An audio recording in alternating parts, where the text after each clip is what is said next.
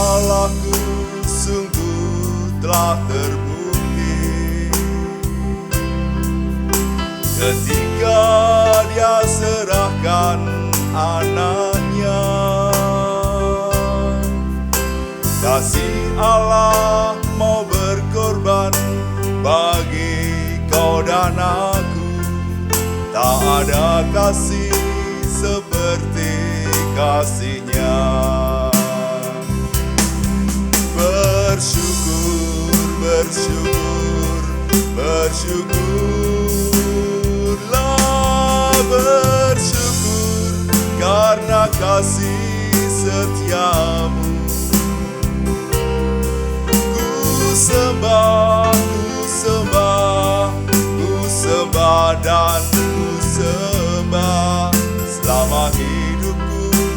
Ku sembah Kau Tuhan.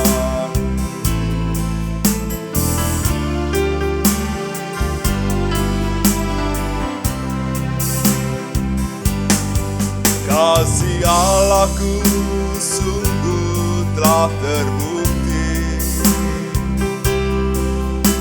ketika Dia serahkan anaknya. Kasih Allah mau berkorban bagi kau dan aku. Tak ada kasih seperti kasih-Nya. Bersyukur, bersyukur, bersyukurlah, bersyukur karena kasih setiamu. Ku sembah, ku sembah, ku sembah dan ku sembah selama hidupku. Ku sembah Kau Tuhan. Bersyukur, bersyukur, bersyukurlah, bersyukur karena kasih setiamu. Ku sembah, ku sembah, ku sembah dan ku sembah selama hidupku. Ku sembah Kau Tuhan. Shalom Bapak Ibu dan Saudara yang terkasih di dalam Tuhan Yesus Kristus. Berjumpa lagi dengan kita dalam renungan Cahaya Kasih GKJ Prambanan. Nah, pada saat ini saya mempunyai satu judul yang dimana judul ini sangat menarik untuk kita renungkan. Judulnya yaitu Iman yang Gugur, terambil dalam kitab Lukas 22 ayatnya 24 sampai dengan 38. Namun saya hanya menekankan dan memfokuskan renungan ini pada ayat yang ke-31 dan 32. Nah, mengenai iman yang gugur, kata gugur di dalam telinga kita mungkin sudah tidak asing lagi ya Bapak Ibu dan Saudara.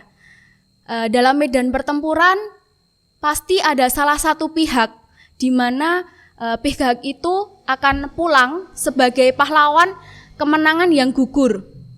Nah, dalam kehidupan sehari-hari rambut kita, ketika rambut ini tidak mempunyai akar yang kuat, rambut ini pasti akan jatuh dan rontok. Dan kita sebagai manusia, terutama bagi kaum perempuan, pasti akan berusaha sebaik mungkin, sekeras mungkin untuk menangani rambut yang rontok ini tadi. Misalnya dengan kita pergi ke salon, kita mencari obat yang cocok untuk rambut kita ini agar rambut ini bisa menjadi sehat kembali.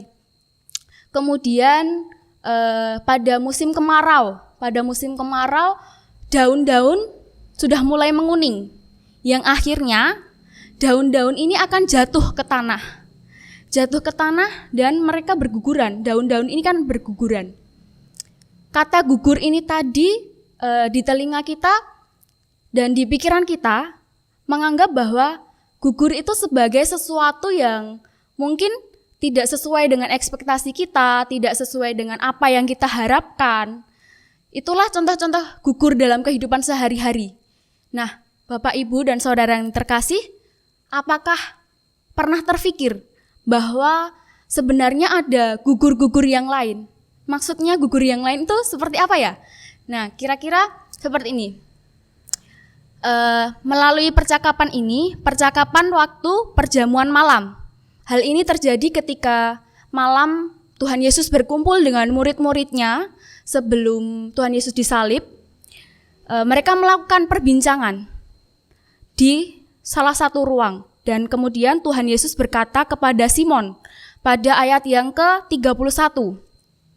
Simon, Simon, lihat, iblis telah menuntut untuk menampi kamu seperti gandum, supaya imanmu jangan jatuh. Salah, Mas. Simon, Simon, lihat, iblis telah menuntut kamu.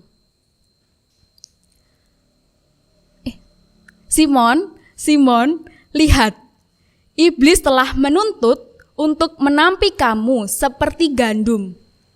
Tetapi aku berdoa untuk engkau, supaya imanmu jangan jatuh.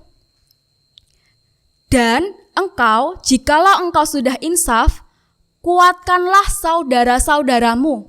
Nah, ini adalah percakapan Tuhan Yesus ketika malam perjamuan itu. Tuhan Yesus sudah berpikiran, sudah mempunyai prasangka bahwa dalam keadaan yang sulit dan mendesak, pasti ada salah satu muridnya yang akan menyangkal dia. Dan terbukti Simon itu menyangkal Tuhan Yesus. Simon ini menyangkal Tuhan Yesus sebanyak 3 kali, saudara-saudara. Kemudian setelah Simon menangkal Tuhan Yesus, dia mulai bertobat, mengakui kesalahannya, dan dia bernazar kepada Tuhan bahwa dia bertobat dan akan menyerahkan seluruh hidupnya untuk Tuhan dan melayani Tuhan seumur hidup. Nah, seperti halnya pada keadaan seperti ini, saudara-saudara yang terkasih, keadaan dunia yang mungkin sangat membuat kita sebagai manusia ini babak belur. Babak belurnya keadaan yang mungkin bencana alam terjadi di mana-mana, pandemi COVID yang sudah 1 tahun tidak segera berakhir, terus ditambah lagi dengan mungkin ekonomi yang semakin menurun, bahkan ada beberapa orang yang kehilangan pekerjaannya, terus ditambah lagi dengan permasalahan-permasalahan yang berkaitan dengan studi, dengan kuliahnya, dengan kekhawatiran yang tidak memiliki pasangan hidup. Hal-hal seperti ini mungkin akan membuat kita untuk melupakan kerohanian kita. Nah, saat ini saya mengajak saudara-saudara terkasih untuk tetap berpegang teguh pada iman kita kepada Tuhan. Mungkin keadaan yang seperti ini, keadaan dunia seperti ini mengharuskan kita untuk beribadah di rumah, bekerja dari rumah, bahkan sekolah juga di rumah. Nah, beribadah dari rumah bagi beberapa orang itu mungkin sesuatu yang, wah, kita tidak ibadah di gereja, tidak bersemangat lagi, saudara-saudara. Jadi yang biasanya bangun pagi hari Minggu, bangun pagi, rebutan kamar mandi untuk segera ke gereja, bareng-bareng memuji Tuhan di gedung gereja, sekarang bahkan beribadah pun ada yang tidak mandi dengan males-malesan. Kayak kita merasa nggak nyaman dengan keadaan seperti ini, tapi mau tidak mau kita harus menghadapinya. Nah, kalau kegiatan dan keadaan seperti ini tuh dibiarkan terus-menerus, ini akan sangat berbahaya. Karena manusia akan mengacu bahwa iman kita akan mulai gugur, mulai rontok kalau kita beranggapan bahwa ibadah harus di gedung gereja. Nah, saudara terkasih, apakah menurut kita ini adalah suatu kegagalan bagi manusia? Tentunya tidak. Melalui keadaan ini, Tuhan ingin kita supaya kita berpegang teguh kepada iman kita, agar kita tetap berpengharapan kepada Tuhan. Dan inilah cara Tuhan mengasihi kita, melalui badai hidup, melalui pergumulan yang datang kepada kita, jangan malah keadaan ini membuat iman kita semakin gugur dan akhirnya hilang. Tapi di keadaan dunia yang gonjang-ganjing ini, marilah kita memperkokoh iman kita, memperkokoh kerohanian kita, dan mulai membangun hubungan yang intim dengan Tuhan, karena Allah ini sangat mengasihi kita, saudara-saudara. Melalui pergumulan, melalui badai ini, Tuhan ingin kita disempurnakan dan kita menjadi manusia yang lebih kuat lagi, lebih tangguh lagi. Jangan sampai iman kita goyah, meskipun keadaan di dunia ini tidak sesuai dengan apa yang kita harapkan.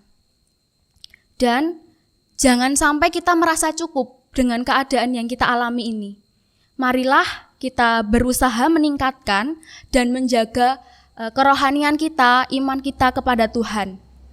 Tuhan Yesus ingin kita menemukan kekuatan dalam badai kehidupan ini, dan agar iman kita itu terus disempurnakan, Bapak, Ibu, dan Saudara.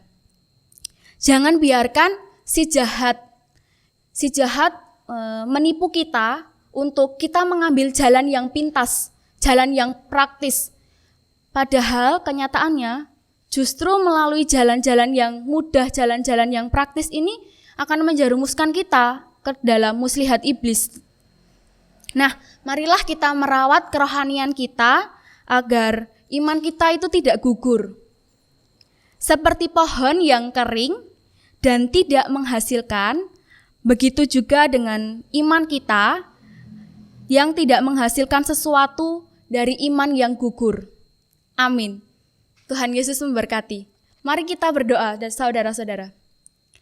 Bapa yang di surga, kami sangat mengucap syukur Tuhan, kami boleh mendengarkan dan merenungkan firman Tuhan pada hari ini.